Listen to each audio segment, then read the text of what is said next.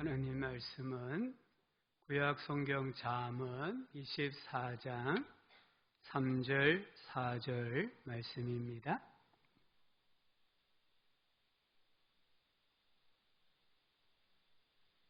구약 성경 937쪽 잠언 24장 3절 4절을 우리 다 함께 말씀을 읽겠습니다. 집은 지혜로 말미암아 건축되고 명철로 말미암아 견고하게 되며 또 방들은 지식으로 말미암아 각종 귀하고 아름다운 보배로 채우게 되느니라. 아멘. 9장 1절로 넘어가서 또 1절도 함께 말씀을 읽겠습니다. 함께 읽겠습니다. 지혜가 그의 집을 짓고 7 기둥을 다듬고. 아멘. 주님은 여전히 그곳에 계신다라는 가사가 참 마음에 와닿습니다. 감사합니다. 스웨덴의 비영리 단체인 글로벌 체인지스 파운데이션이라는 단체가 있습니다. 이 단체가 2018년 보고서를 발간했는데요. 그 내용은 인류의 생존을 위협하는 10가지 위험입니다. 이 보고서는 앞으로 50년이 향후 미래의 1만 년 생존을 결정짓는 중요한 시기라고 하면서 10가지 위험을 제시를 했습니다. 첫 번째가 핵전쟁입니다. 두 번째는 생화학전이고 또 세 번째는 지구온난화. 갈수록 지구의 표면 온도가 높아지잖아요. 그리고 네 번째는 생태계 붕괴입니다. 그 다섯 번째가 지금 우리가 앓고 있는 코로나19 바이러스와 같은 새로운 전염병, 그리고 항생제 내성. 우리가 이 항생제가 몸에 좋기도 합니다만은 항생제를 너무 많이 먹는다든지 복용하면 내성이 생겨요. 그러면 바이러스를 몸이 이겨낼 수가 없대요. 그래서 항생제 내성이 생기면 나중 되면 슈퍼 바이러스가 생긴다면, 그러면 인류가 바이러스에 의해서 멸망을 당한다는 거예요. 항생제 남용을 좀 줄여야 될 필요가 있습니다. 그리고 마지막으로 과학자들이 인지하지 못했던 위협, 이렇게 제시를 했습니다. 과학자들이 인지하지 못했던 위협, 좀 추상적입니다만은 이 가운데 어떤 것들이 있을까요? 저는 과학자들이 인지하지 못했던 위협 중에 가장 큰 것이 가정의 붕괴, 가정의 파괴라고 생각합니다. 시편 11편 3절은 터가 무너지면 의인이 무엇을 하랴 했습니다. 가정이라는 터가 무너지면, 교회라는 터가 무너지면 경건한 사람이 무엇을 할 수 있을까라고 합니다. 우리 가정이 얼마나 중요한지 모릅니다. 존 하워드 페인이라는 분이 1852년 알제리에서 사망했습니다. 그가 죽은 지 31년 만에 미 군함을 이용해서 뉴욕으로 그의 시신을 가지고 왔어요. 그때 이 뉴욕항에 미국 대통령과 국무위원과 상원 의원들과 수많은 백성들, 국민들이 나와서 모자를 벗고 조의를 표했다고 합니다. 도대체 이 사람이 어떤 업적을 남겼기 때문일까요? 이 존 하워드 페인은 우리가 늘 알고 있는 것처럼 홈 스위트 홈, 즐거운 나의 집이라는 노래를 작사한 사람이에요. 어쩌면 이 사람이 남긴 것은 이거 하나밖에 없다고도 볼 수 있어요. 그런데 그의 죽음을 미국의 전 국민들이 애도하고 경의를 표하는 것을 볼 수가 있습니다. 즐거운 곳에서는 날 오라 하여도 내 쉴 곳은 작은 집 내 집뿐이리. 내 나라 내 기쁨 귀리 쉴 곳도 꽃피고 새 우는 집 내 집뿐이리. 이 노래가 전 세계적으로 가정이 얼마나 소중한 곳인가를 일깨워 주었다고 합니다. 로마 제국이 멸망한 이유가 여러 가지입니다. 하지만 가장 중요한 원인은 도덕 불감증입니다. 성적으로 타락했기 때문입니다. 그리고 또 한 가지는 가정의 파괴였습니다. 로마의 멸망을 지켜보던 한 철학자는 애국자여 가정을 지키시오라고 소리쳤다고 합니다. 신이여 기도하는 가정을 로마에 다시 세워주십시오라는 기도문을 남겼다고 합니다. 가정은 그만큼 중요합니다. 오늘 잠언 24장 3절은 집은 지혜로 건축되고 명철로 견고하게 세워진다고 했습니다. 또 4절을 보니까 방들은 지식으로 말미암아 각종 귀하고 아름다운 보배로 채우게 되느니라 했습니다. 여기 방은 내실을 가리킬 수도 있고 우리 가족의 마음, 가족의 영적인 상태를 나타내기도 합니다. 우리 가정과 가족의 영혼을 채우고 있는 귀하고 아름다운 보배가 무엇입니까? 잠언 9장 1절은 지혜가 그 집을 짓고 7 기둥을 다듬고라고 말씀합니다. 기둥은 그 집의 품격을 나타냅니다. 기둥이 7개라는 것은 그 집의 품격이 매우 높고 큰 집이고 완전한 집이라는 것을 의미합니다. 우리 집을 지탱시켜주고 우리 가족을 행복하게 해주는 7 기둥이 있어야 한다면 무엇일까요? 정말 우리 집을 이 세상에서 가장 격이 높은 집으로, 큰 집으로, 완전한 집으로 세우기 위해서 기둥 7개가 필요하다면 그것이 무엇일까요? 지난 시간에 3가지를 함께 묵상했습니다. 첫 번째 기둥은 여호와를 경외하는 신앙입니다. 이것은 뿌리입니다. 이것은 가장 중요한 기둥이에요. 두 번째는 가족의 어려운 일을 만났을 때에 합심해서 기도할 수 있는 영적 분위기예요. 세 번째 기둥은 자신을 가족에게 내어주셔야 돼. 가족을 위해서 자기를 희생하는, 헌신하는 그런 가정이 건강한 가정이 될 수 있어요. 여기에는 시간, 접촉, 대화 3가지가 꼭 있어야 된다고 말씀을 드렸습니다. 17세기 프로이센 왕국에 프리드리 2세 국왕이 있었습니다. 이분은 나폴레옹과 견줄 만큼 탁월한 통치자였습니다. 그런데 이 왕에게 호기심이 하나 있었습니다. 만약에 갓 태어난 아기에게 말을 가르치지 않으면 그 아이가 순수한 자연 언어를 사용할까? 이 국왕이 생각한 순수 자연 언어는 라틴어고 히브리어고 헬라어였습니다. 아기에게 사람이 말을 가르치지 않으면 이 아이가 나중에 말을 할 때 라틴어를 할까, 히브리어를 할까, 헬라어를 할까 궁금했대요. 그래서 고아나 가난한 집에 신생아를 대상으로 실험을 합니다. 아이들을 키우는 부모에게 규칙을 정해줬습니다. 첫째는 아기들을 최대한 쾌적한 환경에서 보살펴야 한다. 둘째, 좋은 음식을 먹이고 좋은 옷을 입히고 항상 청결을 유지하면서 귀족 자제들 못지않게 돌보아야 한다. 셋째, 각각 독방에서 키워야 한다.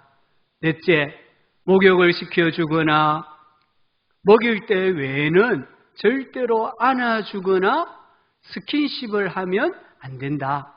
다섯 번째는 절대 아기들에게 말을 해서는 안 된다. 이 5가지 규칙을 가지고 갓 태어난 아기를 돌보았습니다. 과연 이 아이들은 라틴어를 했을까요? 히브리어, 헬라어를 했을까요? 아닙니다. 이 아이들은 시름시름 앓다가 1년 안에 다 죽었습니다. 이것은 우리에게 중요한 걸 가르쳐 줍니다. 우리 가족들에게 필요한 것은 좋은 환경, 좋은 음식, 좋은 옷이 아니라 부모와 형제들 간에 시간을 공유하고 스킨십을 나누고 얼마나 많은 대화를 하느냐가 가족들의 성장에 중요하다는 것을 말씀해요. 우리 모든 성도님들은 예수님을 본받으셔서 성육신 하셔야 됩니다. 부모는 자녀에게, 자녀는 부모에게, 배우자는 배우자에게 성육신 하셔야만 우리 가정을 건강한 가정으로 세워갈 수가 있습니다. 가족 간에 많은 시간을 공유하십시오. 많은 대화를 나누십시오. 많은 스킨십, 접촉을 하셔야 합니다. 네 번째 기둥은 성경입니다. 우리 가정이 영적으로 건강하기를 원한다면 가족 모두가 하나님의 말씀, 영혼의 양식을 반드시 먹어야 합니다. 시편 8편 3절은 사람이 떡으로만 사는 것이 아니요 여호와의 입에서 나오는 모든 말씀으로 사는 줄을 내가 알게 하려 하심이니라. 사람은 떡만 먹고는 살 수가 없어요. 우리 사람은 하나님의 말씀을 먹어야 합니다. 왜 그렇습니까? 인간은 하나님의 형상으로 창조되었기 때문이에요. 우리 사람은 그 누구나 하나님과의 관계성을 가질 때만 행복을 누리고 만족을 느낄 수가 있습니다. 그럼 왜 성경이어야 합니까? 성경 말씀은 하나님의 66통의 연애 편지와 같아요. 하나님께서는 그 편지 배달에 약 1600년 동안 40여 명의 우편 배달부를 사용하셔서 오늘 우리에게 전해주셨습니다. 하나님의 이 연애 편지의 주제는 2가지입니다. 하나는 신명기 28장에 보니까 이 말씀을 힘써 듣고 행하면 세계 모든 민족 위에 뛰어나게 하신다라고 약속하셨습니다. 우리가 좋은 교육을 받을 필요가 있습니다. 또 우리는 부자가 되어야 하기도 합니다. 하지만 내가 명문대학을 나오고 부자가 되고 권력자가 된다고 세계 민족 위에 뛰어난 존재가 되는 것은 아닙니다. 하나님 말씀에 순종하면 뛰어난 민족이 되고 뛰어난 인재가 됩니다. 말씀에 순종하면 꾸어줄지라도 꾸지 않는 복을 받습니다. 우리 인생의 모든 문제 해결의 비결이 말씀 안에 있습니다. 성공하는 비결, 사랑받는 비결, 승리의 비결이 다 하나님 말씀 안에 있습니다. 2번째 주제는 하나님께서 우리를 사랑하신다는 것. 내가 너를 사랑한다는 것이 하나님의 연애 편지의 주제입니다. 에스라를 보십시오. 이 에스라가 여호와 하나님의 도우심을 입음으로 이방 왕에게 고하는 것은 다 받는 자라고 성경이 기록을 하고 있습니다. 어찌하여 에스라가 이방 왕에게 뭔가를 요구하며 이방 왕이 그리낌 없이 다 내어주는 인생이 되었을까요? 에스라 7장 10절은 에스라가 여호와의 율법을 연구하여 준행하며 율례와 규례를 이스라엘에게 가르치기로 결심하였었더라. 그는 하나님의 말씀을 자기 생애의 가장 중요한 기준으로 삼았다는 거예요. 그래서 그가 이방 왕에게 뭐든지 구하면 왕이 다 허락해 줬다는 겁니다. 가족에게 성경을 먹이는 부모님 되시기를 축복합니다. 신명기 6장 6절부터 9절에 보니까 오늘 내가 네게 명하는 이 말씀을 너는 마음에 새기고 내 자녀에게 부지런히 가르치며 집에 앉았을 때든지 길을 갈 때든지 누워있을 때든지 일어날 때든지 이 말씀을 강론할 것이며 너는 또 그것을 내 손목에 메어 기호를 삼으며 내 미간에 붙여 표로 삼고 또 내 집 문설주와 바깥문에 기록할지니라. 오늘 이 말씀에 보면 너는 또 그것을, 말씀이죠. 너는 또 그것을 내 손목에 메어 기호를 삼으며 내 미간에 붙여 표로 삼고, 이것을 테필린이라고 합니다. 한번 사진을 띄워주십시오. 지금 이 유대인 남자가 예루살렘 통곡의 벽에 손을 얹고 기도합니다. 잘 보시면은 이마에 무슨 상자, 작은 상자 같은 걸 착용하고 있고 손에도 보면은 검은 테이프와 같은 것이 감겨 있어요. 이것을 테필린이라고 해요. 오늘 신명기 6장에 나오는 말씀대로 그들은 테필린을 하고 있어요. 또 내 집 문설주와 바깥문에 기록할지니라. 이것 메주자라고 합니다. 사진 한 번 더 띄워줘 보세요. 이 이스라엘 사람들은 자기 집 문에 저런 붙여놓아요. 저걸 메주자라고 해요. 이스라엘의 모든 숙박업소들에도 입구에는 저게 붙어져 있어요. 그래서 집을 들어가고 나가고 가면서 손으로 만집니다. 그리고 저기에 입을 갖다 댑니다. 그리고 저 메주자를 경외하는 거예요. 우리가 화면을 봐서는 잘 모르지만 여러분들이 한번 자세히 보시면은 이 메주자나 테필린에는 동일한 글자가 하나 새겨져 있습니다. 히브리어로 쉰이라는 글자예요. 쉰. 이 글자는 엘 샤다이를 나타냅니다. 전능하신 하나님을 나타냅니다. 이 유대인들은 이 테필린과 메주자를 통해서 우리는 전능하신 하나님의 이름으로 그 안에서 하루를 살아갑니다라고 신앙을 고백한다는 거예요. 우리는 하나님을 믿는 사람입니다.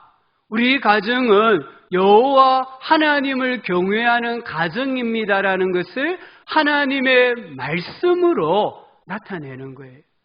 저 메주자 테필린에는 신명기 6장 4절부터 9절에 나오는 쉐마라는 말씀을 적은 종이를 넣어놓거든요. 늘 말씀과 함께 사는 거예요. 오늘 우리 성도님들 가정에 하나님의 말씀이 눈에 보여야 됩니다. 저희 집에도 부족한데 우리 모든 성도님들 가정이 정말 가정에 가면은 하나님 말씀이 눈에 들어와야 돼. 우리 화장실에도 부엌 싱크대에도 화장대에도 차 안에도 핸드폰에도 컴퓨터 바탕 화면에도 하나님의 말씀이 적혀 있어야 돼. 그래서 내가 화장실에서도 설거지를 하면서도 운전을 하면서도 하나님의 말씀을 암송하고 말씀과 함께 살아가는 삶을 사셔야 됩니다. 우리 주보에 매주마다 말씀이 나오잖아요. 이번 주에 말씀을 보니까 시편 37편 4절이더라고요. 여호와를 기뻐하라. 그가 내 마음의 소원을 내게 이루어 주시리로다. 이 주보에 성경 구절을 오르셔가지고요. 싱크대 앞에 화장실에 붙여놓고 매일매일 묵상하는 우리 성도님들 가정이 되시기를 바랍니다. 정말 영적으로 건강한 가정을 이루려면 말씀 위에 가정을 세우셔야 돼요. 우리 예수님께서 마태복음 7장 24절 25절에서 누구든지 나의 이 말을 듣고 행하는 자는 그 집을 반석 위에 지은 지혜로운 사람 같으리니 비가 내리고 창수가 나고 바람이 불어 그 집에 부딪히되 무너지지 아니하나니 이는 주추를 반석 위에 놓은 까닭이요. 가정을 말씀 위에 세우면 여기 비나 창수나 바람은 고난입니다. 역경입니다. 비록 역경과 고난이 우리 가정에 세차게 부딪힌다 할지라도 우리 집은 무너지지 않는다는 거예요. 그런 무너지지 않는 가정을 세워야 될 책임이 우리 모두에게 있습니다. 시편 119편 165절은 주의 법을 사랑하는 자에게는 큰 평안이 있으니 그들에게 장애물이 없으리로다. 우리 모든 성도님들이 가정을 말씀 위에 세우심으로 큰 평안을 누리시고 모든 장애물을 극복하는 그런 가정이 되시기를 주의 이름으로 축복합니다. 다섯 번째 기둥은 진북입니다. 우리가 간혹 산행을 하다가 길을 잃으면 하늘의 북극성이 어디 있는가를 봐요.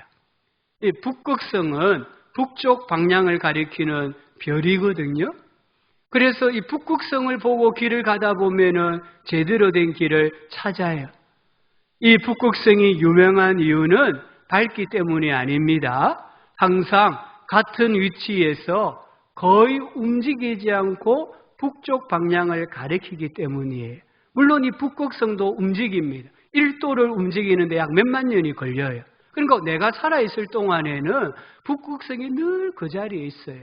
그래서 사람들이 길을 잃으면 북극성을 바라보고 길을 찾는 거예요. 그와 같이 우리 가정이 영적으로 건강한 가정이 되려고 하면 가정의 진북, 참된 방향을 가리키는 영적 나침반이 있어야 한다는 겁니다. C.S. 루이스라는 분이 우리가 직선을 모르는데 어떻게 삐뚤어졌다는 것을 아는가라고 했습니다. 중요한 질문이 우리가 직선을 모르면은 이 곡선이 왜 굽었는가를 몰라요. 우리 가정에 진북이 없으면 무엇이 옳은지 그른지 지금 우리 가정이 제대로 정확한 방향으로 가고 있는지 가고 있지 않은지를 모릅니다. 세상의 변화에 그냥 휩쓸려서 떠내려가도 떠내려가는지를 알지를 못한다는 거예요. 우리 성도님들에게 있어서 절대 기준이 무엇입니까? 하나님의 말씀입니다. 시편 119편 105절에 주의 말씀은 내 발의 등이요 내 길의 빛입니다. 내 인생의 우리 가정의 진북입니다. 참된 방향을 가르쳐주는 하나님의 말씀입니다. 이 말씀에 우리에게 날과 또는 시간의 진북이 무엇인가를 말씀해요. 주일입니다. 주일 예배입니다.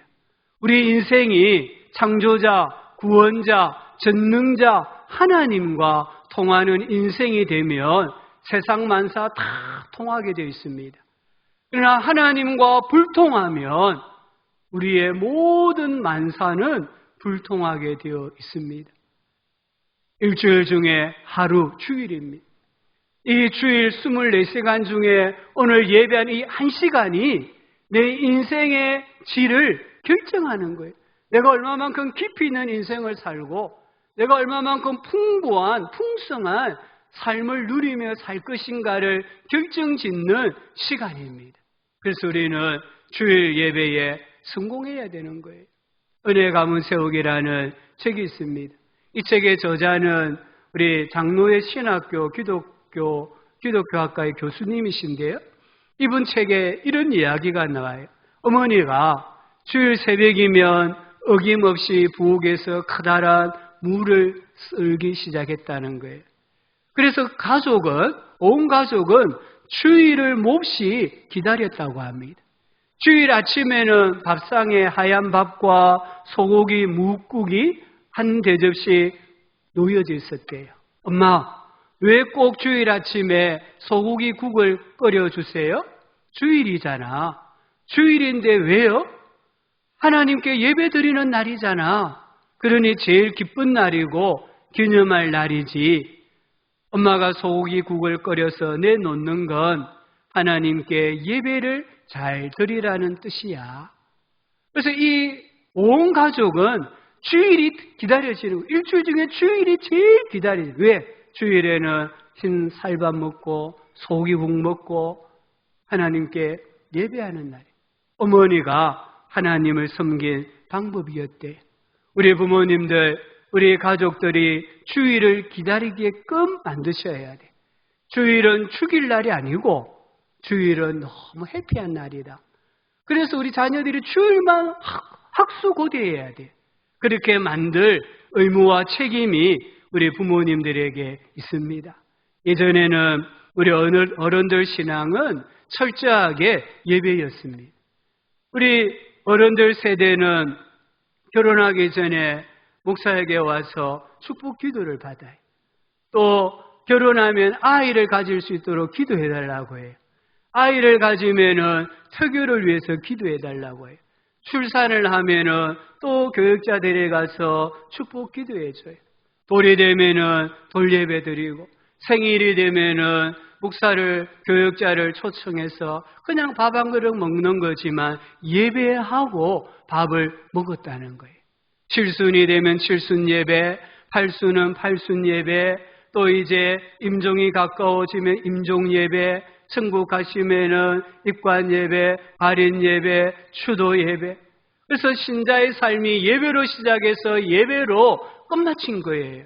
근데 요즘은 이런 예배가 얼마나 소중한가를 점점 잃어가고 있는 것 같아서 마음이 조금은 안타깝습니다. 우리 모든 성도님들 주일 성수, 주일 예배에 성공하심으로 성공하는 인생이 되시고 건강한 가정을 세워가시기를 주의 이름으로 축복합니다. 여섯 번째 기둥은 제자도입니다. 조금은 어려운 말이에요. 주님의 제자가 되는 거예요. 근데 부모가 먼저 주님의 제자가 되셔야 돼요.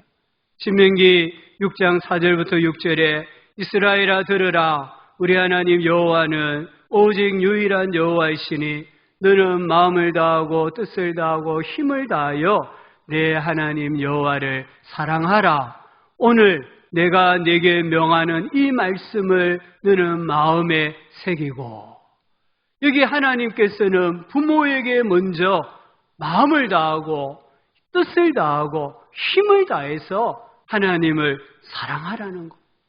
우리 부모님들이 정말 나의 전 생애를 불태워서 하나님을 사랑하고 하나님을 섬기는 모습을 우리 자녀들에게 보여줄 수 있다고 한다면 그 자녀들은요, 절대로 실패할 수 없습니다. 절대로 망할 수가 없다는 거예요. 그래서 부모들이 먼저 주님의 신실한 제자가 되셔야 됩니다. 그리고 자녀들을 주님의 제자로 양육하셔야 됩니다. 제자도의 개념이 무엇입니까? 예수님 세 가지로 말씀하셨습니다. 절대 복종입니다. 부모가 하나님과 하나님 말씀에 절대 복종하는 믿음의 삶을 보여주셔야 됩니다. 저는 아브라함이 삶으로 신앙을 보여준 인물이라고 생각합니다. 아브라함은 자기의 삶으로 종들에게, 아내에게, 자식에게 아버지가 최우선으로 생각하는 것은 하나님이다. 나는 하나님의 말씀에 절대 복종하는 인생이다라는 것을 삶으로 보여주었습니다. 창세기 17장을 읽어보면 할례 사건이 나옵니다. 하나님의 구원받은 백성이라는 표식으로 할례를 행합니다. 아브라함 나이 99세입니다. 그 집에 있는 모든 종들, 남자 종들이 다 할례를 받았습니다. 이 말은 죽으면 죽으리라는 것, 망하면 망하리라는 것, 그것을 종들에게 보여준 거예요. 그리고 창세기 22장에 가면은 이삭을 모리아 산에서 번제물로 바치라는 하나님의 명령에 절대 복종합니다. 지체하지 않습니다.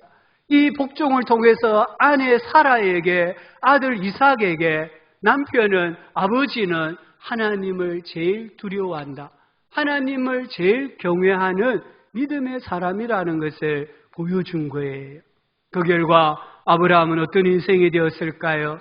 창세기 24장 1절에 아브라함이 나이가 많아 늙었고 여호와께서 그에게 범사의 복을 주셨더라.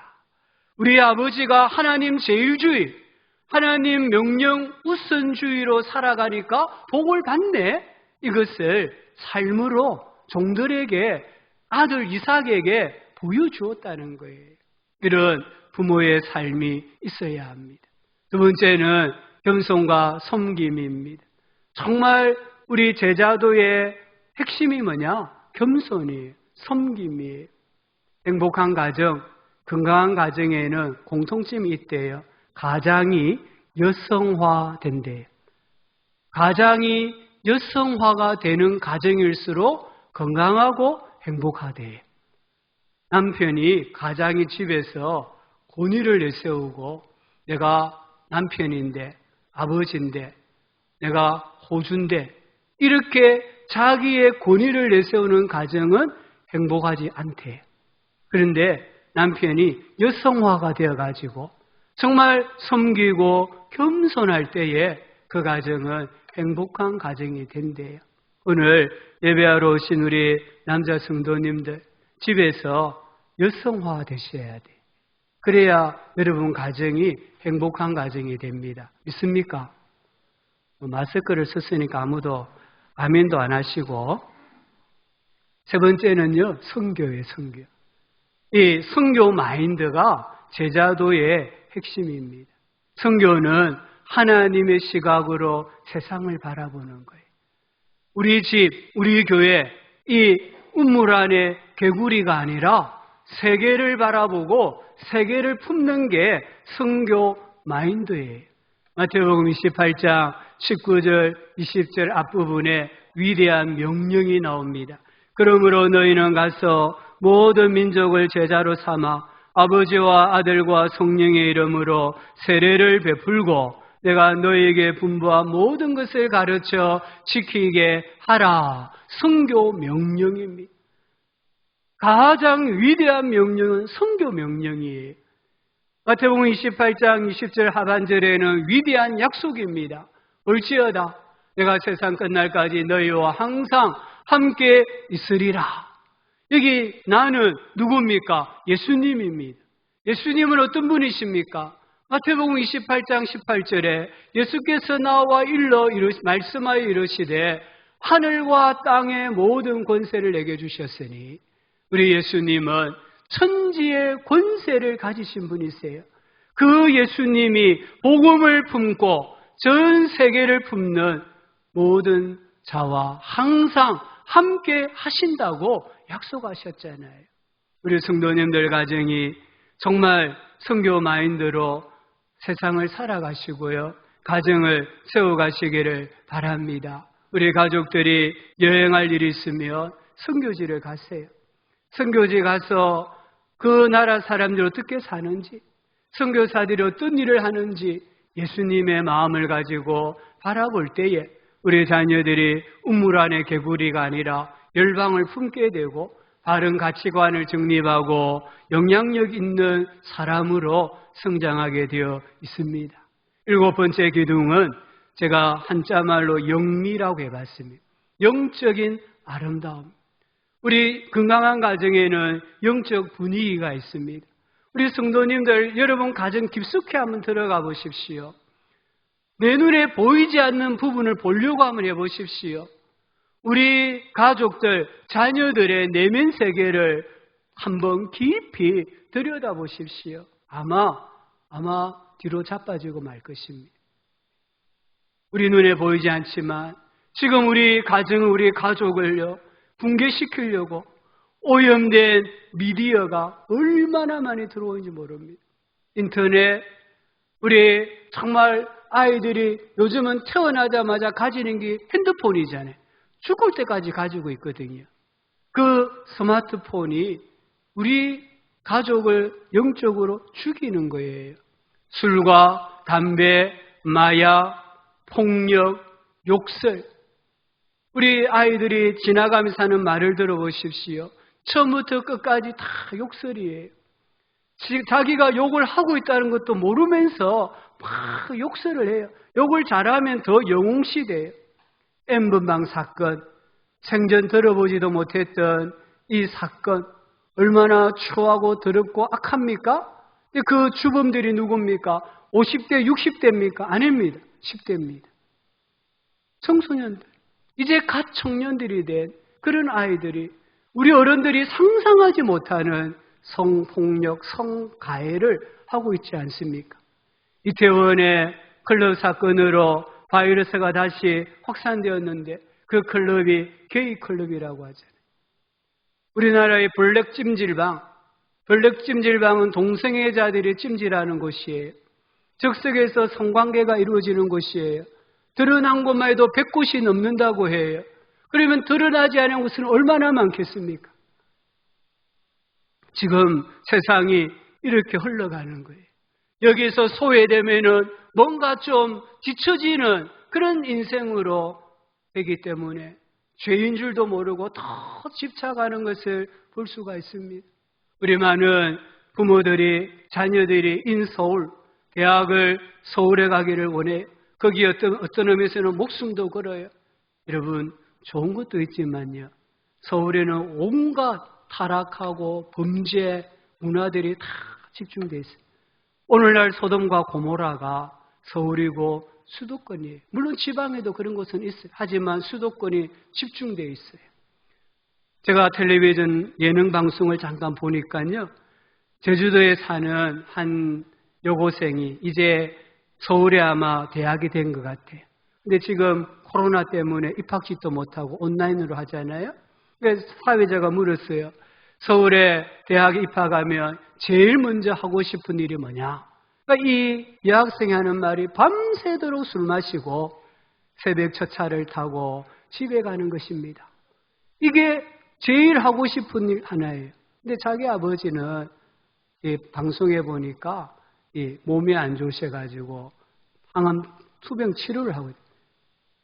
이게 지금 우리 자녀들이 가지고 있는 보편적인 생각이에요. 그렇게 해야만 뭔가 로맨스하고 낭만이고 그렇게 하지 못하면은 세상에서 뒤처지는 나고자 이런 인식이 너무나 팽배하기 때문에 우리 자녀들이 믿든 믿지 않든 이 자녀들이 이런 지금 세상의 잘못된 문화에 사로잡혀 있는 거예요.